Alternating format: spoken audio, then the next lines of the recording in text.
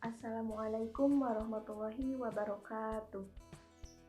Kami dari kelompok 3 dengan anggota Intan Sri Rahayu, Syarifatun Nisa, Alma Agustin Hermana, Syifa Sopiah, dan Zikri Azhari. Di sini kami akan mempresentasikan mengenai salah satu aplikasi yang menerapkan sistem informasi manajemen. Kami di sini akan menjelaskan mengenai aplikasi SIP. Baik, langsung saja. Saya Intan Sri Rahayu, NPM 2018-02044.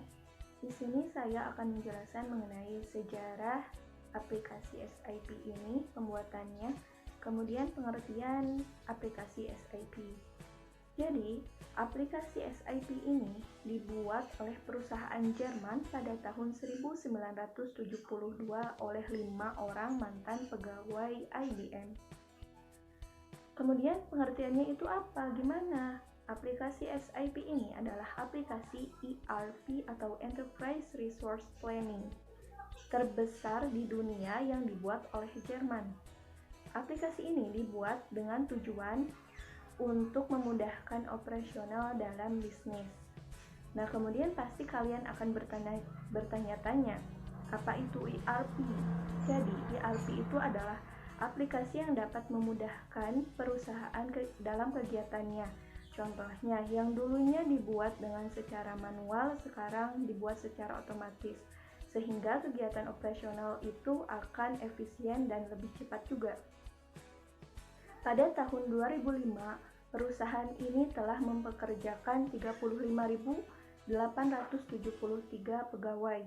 Nah, sekarang perusahaan ini adalah perusahaan software terbesar di Eropa.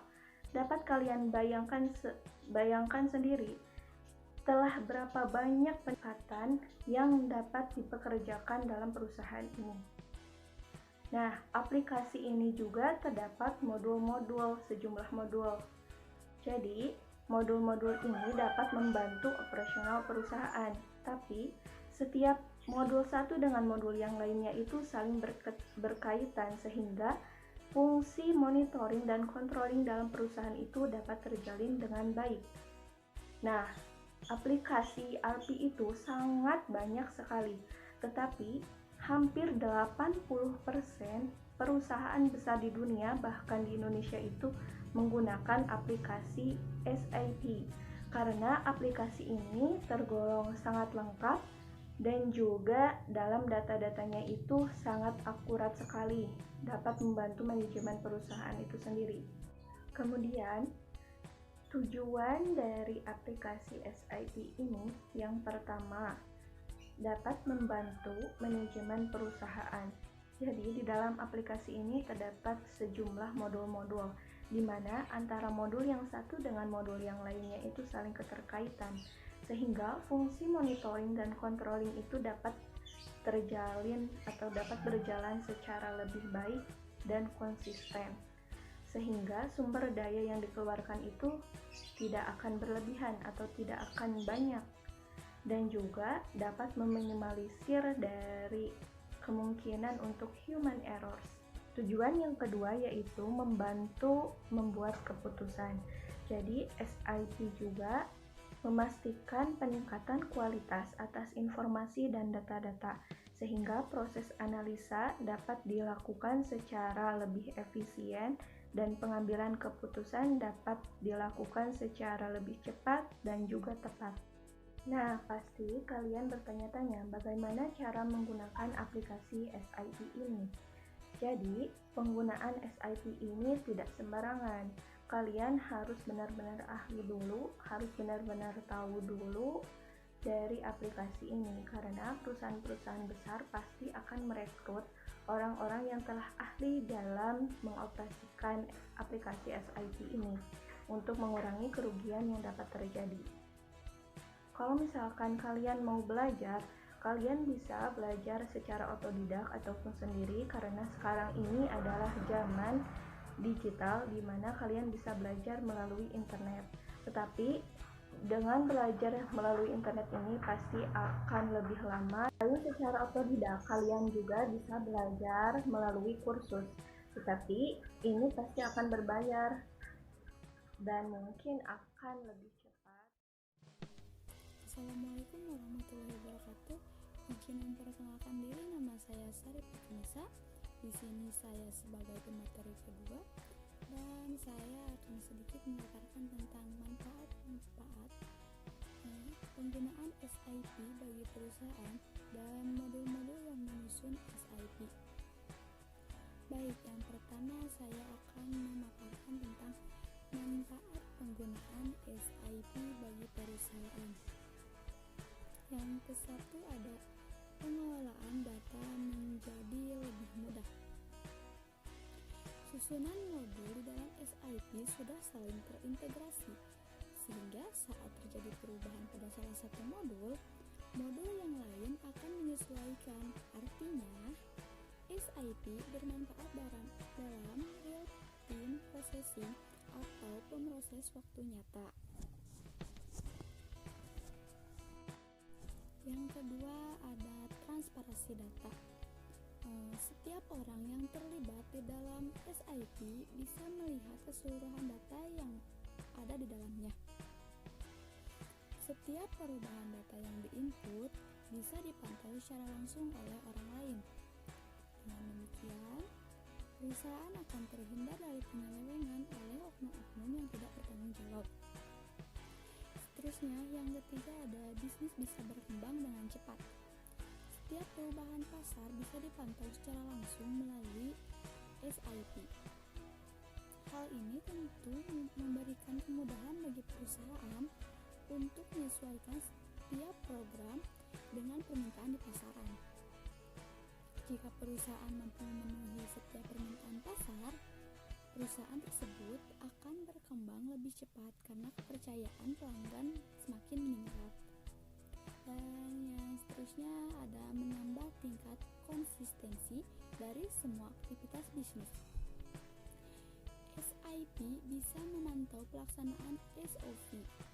SOP ini atau Standar Operational Procedure ialah dokumen yang berkaitan dengan prosedur yang dilakukan secara kronologis untuk menyelesaikan suatu pekerjaan yang bertujuannya untuk memperoleh hasil kerja yang paling efektif dan dari para pekerja ya biayanya dengan serendah-rendahnya. Misalnya SOP sudah berjalan dengan baik atau belum. Tidak hanya itu, SIP juga bisa meminimalisir kesalahan di bagian produksi akibat human error. Hal ini seolah membuktikan bahwa manfaat penggunaan SIP bisa dirasakan secara langsung oleh perusahaan. Yang kelima ada meningkatkan kualitas bisnis. Kualitas bisnis bisa dilihat dari produk-produk yang dihasilkan dan digunakan oleh masyarakat sebagai pelanggan.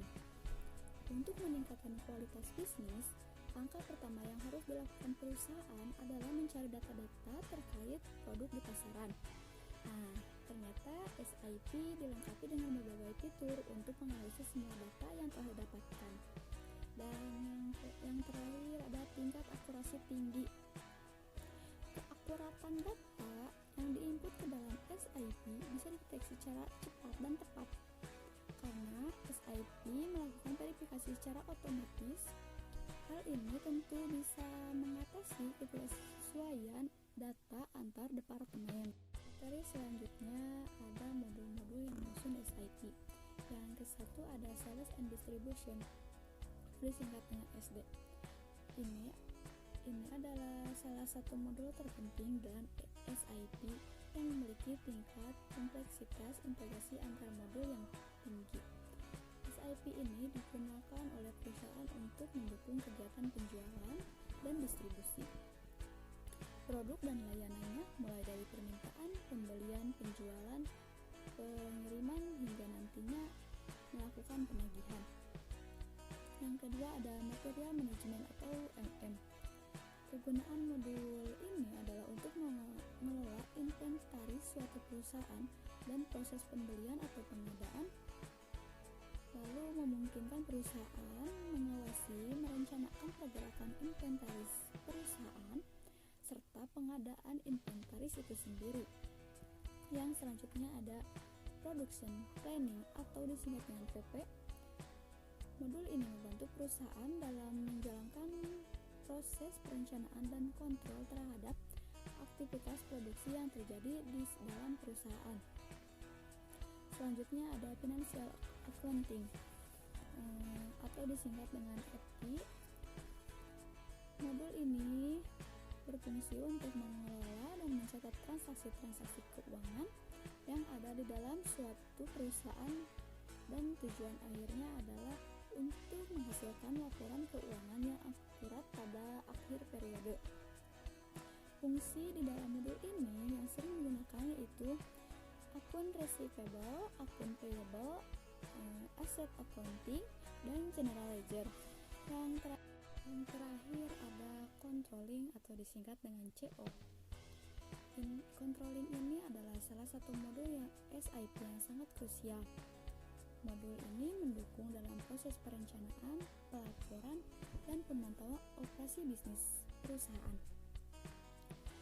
Modul ini lebih condong membahas tentang internal accounting, misalkan mengenai biaya produksi, cost center, profit center, dan lain-lain. Sekian pemaparan materi dari saya. Selanjutnya akan dipaparkan oleh rekan saya Alma Agustin Hermana. Mohon maaf bila banyak kekurangan. Assalamualaikum warahmatullahi wabarakatuh. Nama saya Alma Agustin Hermana, NPM 2018-02-038 dari Prodi Akuntansi Kelompok 3 akan membahas tentang pengguna SAP. Yang pertama adalah PT Indofood. PT Indofood adalah perusahaan yang memproduksi mie instan terbesar di dunia yang sekarang mempunyai 14 gudang cabang produksi termasuk di Indonesia sendiri. PT Indofood merupakan perusahaan besar yang menggunakan SAP sebagai faktor penunjang kesuksesannya. Yang kedua adalah Astra Agro Lestari. Perusahaan ini dirintis pada tahun 1981 yang pertama kali dalam jenis produksinya menggunakan singkong. Kemudian seiring berjalannya waktu mengganti jenis produksinya menjadi karet dan sekarang menjadi perusahaan penghasil karet terbesar. Dalam sistem perusahaannya menggunakan SAP untuk mempercepat proses transaksi dalam jumlah besar dan mempermudah jenis transaksi yang masuk pada perusahaan. Yang ketiga adalah perusahaan tenar. Perusahaan tenar merupakan perusahaan luar negeri yang telah menjadi pelanggan SAP selama 20 tahun. Perusahaan tenar memilih SAP untuk berinovasi serta mempercepat strategi bisnis digital dan membedakan dirinya dengan pesaing-pesaing yang lain di ranah internasional. Sekian yang dapat saya sampaikan, semoga dapat bermanfaat. Wabillahi taufiq wal hidayah. Wassalamualaikum warahmatullahi wabarakatuh. Assalamualaikum warahmatullahi wabarakatuh. Di sini saya sebagai pemateri yang terakhir yang sekaligus akan menutup acara diskusi pada kali ini. Izin memperkenalkan diri terlebih dahulu, nama saya Sipa Sopiah sebagai pemateri terakhir. Yang akan saya sedikit paparkan, yang pertama ada keuntungan menggunakan SAP dan yang kedua ada keuntungan menjadi ahli SAP. Yang pertama, keuntungan menggunakan SAP. Ada dua, yaitu real time processing dan transparansi data. Nah, real time processing itu apa? Real time processing adalah proses bila diakses langsung di mana saja setelah data terupdate atau diupdate. Seperti yang telah dijelaskan sebelumnya bahwa SAP atau System Application and Processing itu terintegrasi. Jadi jika ada perubahan di modul 1, maka modul lain yang memiliki informasi berkaitan pun akan ikut terupdate dan akan memperbarui secara otomatis. Jadi prosesnya langsung bisa dilihat saat itu juga di modul lain ataupun di tempat lain. Nah, yang kedua ada transparansi data. Karena datanya terintegrasi, maka semua user bisa mendapatkan informasi yang paling update yang diinput oleh user lain. Transparansi data ini dalam satu sisi sangat menguntungkan karena semua kegiatan dan semua input Semua input data bisa dilihat dan bisa diakses oleh siapapun, sehingga jika ada user yang ingin memanipulasi data, maka peluang keberhasilannya pun sangat kecil. Nah, materi yang kedua adalah keuntungan menjadi ahli SAP. Menjadi ahli SAP itu ada 3. Yang pertama, selalu dibutuhkan. Yang kedua, penghasilan yang cukup tinggi. Dan ketiga, memiliki kedudukan yang cukup tinggi pula. Yang pertama, selalu dibutuhkan. Sebanyak apapun ahli SAP, mereka akan tetap dibutuhkan dan mendapatkan pekerjaan. Jadi jarang ada yang menganggur. Apalagi kini sebagian besar perusahaan itu memiliki atau memerlukan konsultan SAP. Hal tersebutnya sangat menguntungkan para konsultan. Tidak semua orang bisa menggunakan aplikasi ERP tersebut karena itu sangatlah penting dan selalu dibutuhkan. Dan yang kedua adalah penghasilan yang cukup tinggi. Untuk menjadi ahlinya tidaklah mudah, sehingga tidak semua orang bisa melakukannya. Bukan hanya orang yang tahu, tetapi mereka merupakan orang yang bisa mengimplementasikannya. Ya, oleh sebab itu ahli SAP mendapatkan penghasilan yang cukup tinggi dari segi finansial. Maka seorang ahli itu tidak akan kekurangan. Yang ketiga, memiliki kedudukan yang cukup tinggi. Dalam suatu perusahaan, seorang konsultan yang ahli memiliki kedudukan atau posisi yang cukup tinggi. Hal ini bukanlah alasan, karena mengingat pentingnya ada sedikit orang yang mengetahui cara membuat modulnya. Cukup sekian presentasi dari kelompok 3 yang membawakan atau menjelaskan tentang sebuah aplikasi yang bernama SAP atau System Application and Processing.